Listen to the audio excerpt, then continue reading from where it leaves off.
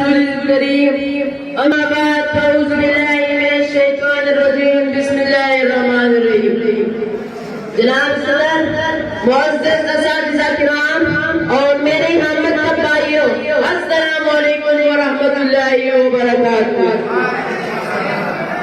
زمین سے آسمان کی طرف پرواز کرتا ہوں، زمین سے آسمان کی طرف پرواز کرتا ہوں، خدا کا نام لے کر میں اس تقریر کا آغاز کرتا ہوں۔ آج مجھے جس موضوع پر لب کشائی کرنے کا موقع دیا گیا ہے وہ ہے سیرت نبی صلی اللہ علیہ وآلہ وسلم۔ اس نیلی آسمان کی ستارے آج بھی دنیا کی خطی میں بہار دیکھ رہی ہے۔ پیاری ساتھیوں، وہ بہار ہماری پیاری آقا محمد صلی اللہ علیہ وسلم کا اخلاق ہے۔ پروردگار عالم کا شکر ہے کہ اس نے ہمیں اشرف المخلوقات بنایا۔ پہلی ہوئی کے ذریعے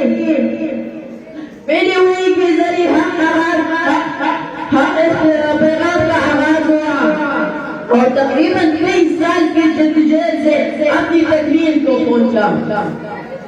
نگاہ عشق و مستی میں وہی اول وہی آخر، نگاہ عشق و مستی میں وہی اول وہی آخر، وہی قرآن وہی فرقان وہی یاسین وہی طٰہٰ۔ پیاری ساتھیوں، آپ صلی اللہ علیہ وسلم کا اخلاق پورا قرآن کا۔ حضور صلی اللہ علیہ وسلم نے اپنے اخلاق حسنہ سے تعظیم اور اخلاق کو شائستہ نکالا بنایا۔